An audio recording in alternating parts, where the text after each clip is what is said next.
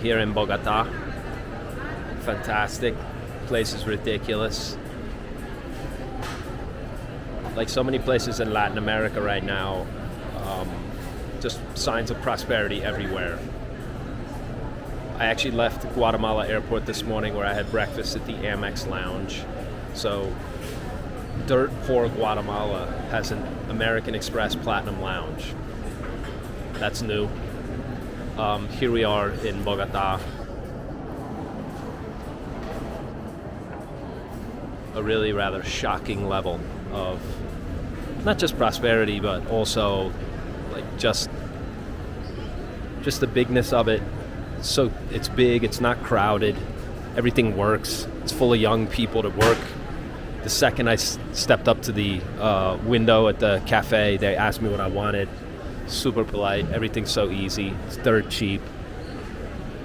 It's just more signs of parts of the world that are so obviously on the way up. And it's not just money, it's not just finance, it's not just a monetary phenomenon. It's an attitude of our time has finally come, like things are finally getting better for us, and everybody wants it to continue. So you see the effort that's being pumped into doing a really, really excellent job. Everybody works hard, nobody's complaining. Everybody's attitude is really can do. So, for what it's worth, it's more effort. It's more evidence of exactly what I've said for quite some time, which is just how shockingly good everything has become, and why so many people will definitely discover Latin America as a much, much better alternative, especially when inflation really rips out of control in North America. More later. The truth is, giving yourself an international lifestyle just isn't that tough, and it makes more sense now than ever before. International diversification is freedom insurance. If you want to know how I've done it for my family and how you can do it for yours for a lot less than you think, please subscribe, like, comment, and share with folks you care about. Ni lo intentes, es un delito. Penalizado hasta con 25 años de cárcel. Don't even try it. It's a crime. You get 25 years in a joint. Medellin is against sexual exploitation. Well, there you go.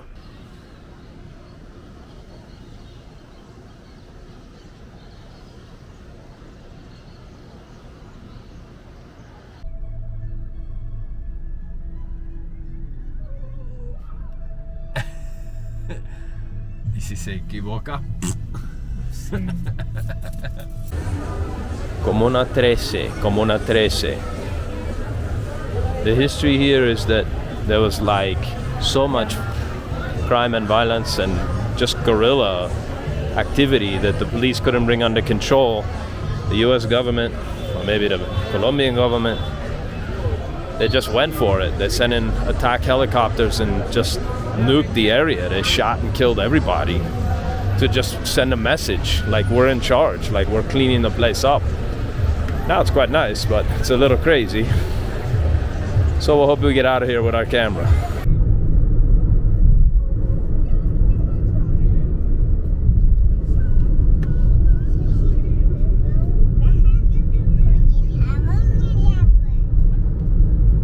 Medellin, my first time here.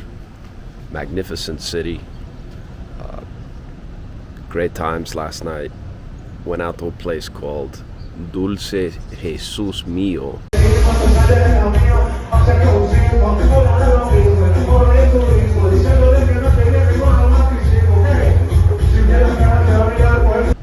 Which is a bit of a mouthful, but let me see if I can explain what happened. There's, I remember 2 midgets. I remember a man dressed as a woman, wanted to dance with me. I didn't, by the way. The music was oh so loud, so I got a mile-wide headache. That and for other reasons. And the unbelievable, I think the thing that stood out the most, I commented to some of the people I met last night, the unbelievable rallying spirit of Colombians.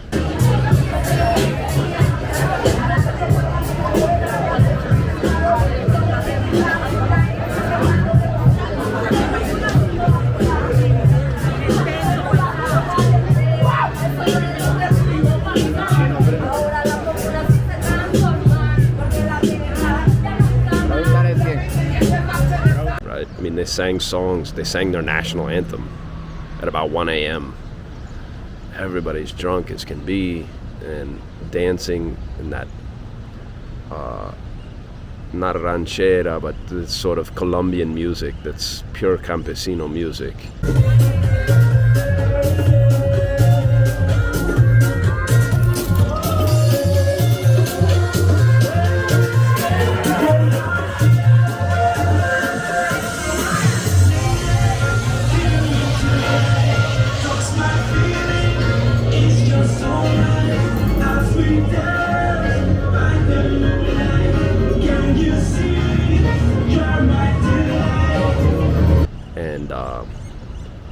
People, they actually handed out flags, Colombian flags, with something written on it about Medellin, and everybody just stood and stomped their feet and yelled and screamed. And like, where do you see that? It doesn't exist anywhere in the U.S. You got to go to a Trump rally to see people behave like that. But then there's a political element to it. So these people were just celebrating being Colombian. Wow, that's culture. I haven't seen that before. ¿Cuál? Ah, sí, mira. ¿Quién es? ¿Sabes? No. I didn't take a... And I'm not a big fan of nationalism in general. It seems to me like it's a dumb enough idea. It probably needs to go. But the fact that these people are super, super proud and happy and proud of their culture, proud of where they're from. Yeah, a lot of people from the city also come here to drink. Yeah. Drinks. So it's just a big party. The whole thing is a party. I love it. Gracias.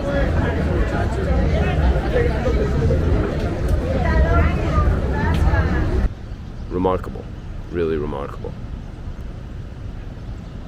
The bathroom in this place is, the urinals are, I remember I pissed in Miss Piggy's mouth last night, and then there was Kermit and a couple other characters, and then you turn around to wash your hands and it's Batwoman and Wonder Woman squatting, full-size mannequins squatting over the sink, and you press the button and the water comes out of you know what, you know where.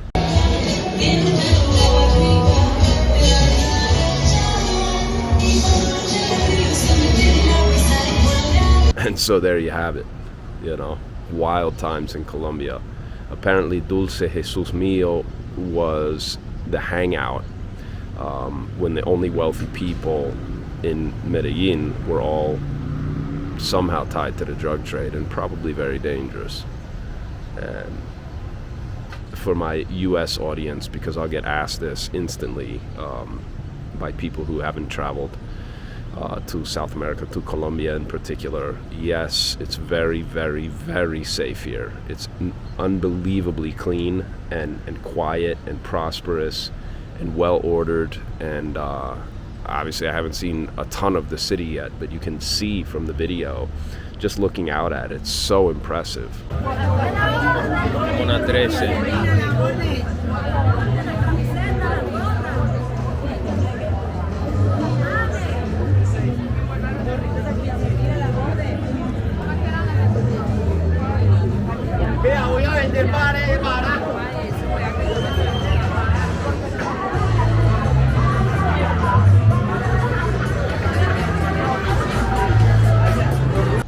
And flying into Bogota, which is much bigger than this city. Bogota is the biggest city. Massive, clean airport, and just everything, everywhere you look, is just super, super well ordered. And Colombia's troubles obviously were quite some time ago now, and so yes, Colombia is not about the drug trade.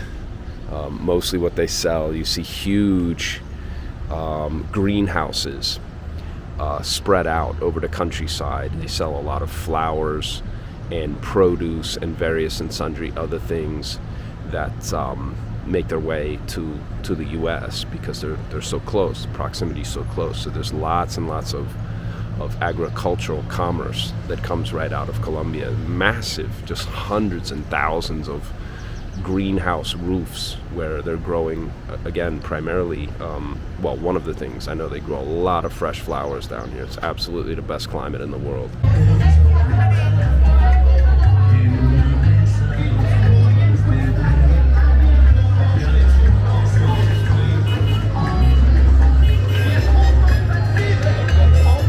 It's so pleasant right now. It's unbelievable. I'm so happy I'm not in Puerto Rico. So anyway, little update from the road. I'll have much more to come.